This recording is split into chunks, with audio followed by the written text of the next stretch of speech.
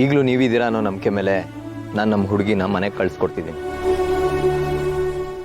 ನೀವೇ ಇವಳನ್ನ ಚೆನ್ನಾಗಿ ನೋಡ್ಕೋಬೇಕು. ಆ್ಯಂಡ್ ಈ ಮದುವೆನೂ ನೀವೇ ನಿಲ್ಲಿಸ್ಬೇಕು. ಈ ಕ್ಷಣ ಯಾರನ್ನಾರು ನಾನು ನಂಬ್ತಿದ್ದೀನಿ, ಡಿಪೆಂಡ್ ಆಗಿದ್ದೀನಿ ಅಂದರೆ ಅದು ನೀವು ಮಾತ್ರ. ಮರಿಬೇಡಿ, ನಾನೇನು ಬರ್ತೀನಿ.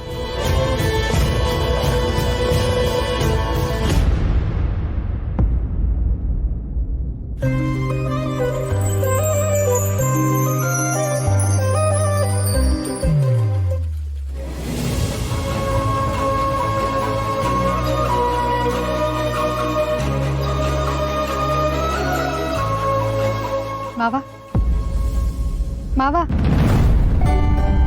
ನಮ್ಮ ಹುಡುಗ ಹೆಂಗಿದ್ದಾನೆ? ಸಿದ್ಧಾರ್ಥ ಅಂದ್ರೆ ನನಗೆ ಪ್ರಾಣ ಮಾವ.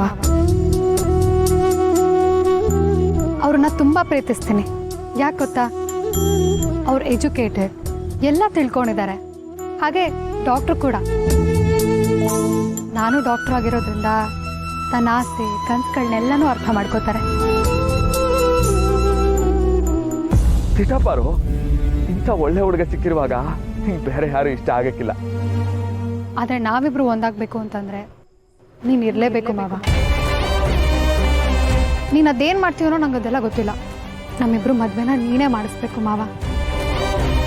ನೀನೇ ಹೇಳ್ತಿದ್ದಲ್ಲ ಮಾವ, ಇಷ್ಟ ಆಗದಿರೋರ ಜೊತೆ ಮದುವೆ ಆದರೆ ಜೀವನ ಚೆನ್ನಾಗಿರಲ್ಲ ಅಂತ.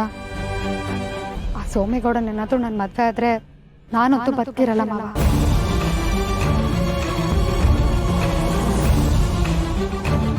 ನನ್ನ ಜೀವನ ಜೀವ ಎರಡೂ ನಿನ್ನ ಕೈಯಲ್ಲೇ ಇದೆ ಮಾವ.